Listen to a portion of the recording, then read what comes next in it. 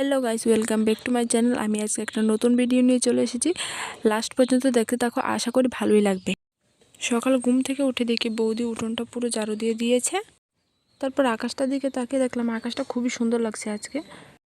তারপর বারান্দা ভিডিও করতে করতে দেখলাম আমার বোন ফুল, আমের পল্লব, দুবা সবই পেরে রেখেছে।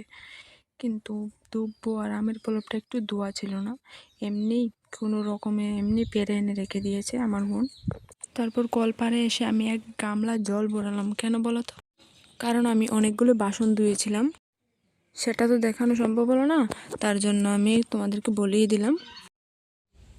তারপর কলপাড় থেকে এসে দেখলাম আমার ঠাম্মা বসে বসে সবজি কাটছে। সবজিগুলো কাটার পর আমি নিয়ে চলে গেলাম আবার কলপাড়ে ধোয়ার জন্য। তারপর বালতির মধ্যে জল নিয়ে ভালো করে ধুয়ে নিলাম। সবজিগুলির মধ্যে ছিল কুমড়ো, পেঁপে আর পুঁই শাক। তারপর এগুলিকে ভালো করে ধুয়ে একটা বাটির মধ্যে নিয়ে নিলাম, বাটির মধ্যে নিয়ে রেখে দিলাম। আর এদিকে দেখো মা বালতির মধ্যে জল নিয়ে চলে এসেছিলো ঘর মোছার জন্য। তারপর মা ঘর মুছছিল আর আমি এদিকে চলে গেলাম সাইকেলটাকে নিয়ে। সাইকেলটাকে ভালো করে ধোয়ার জন্য নিয়েছিলাম শ্যাম্পু আর একটা জালি। তারপর এটাকে নিয়ে ভালো করে সাইকেলটা ধুলাম। আর এদিকে দেখো আমাকে জল দিচ্ছে, আমার একটা বোনই হয়, এই বোনটা জল দিচ্ছে আর আমি এদিকে এটা ধুচ্ছি ভালো করে মরিয়ে। অনেক দিন হয়েছে ধুইনি সাইকেলটাকে। তারপর ধুয়ে দেখো নিয়ে চলে এলাম বাড়িতে।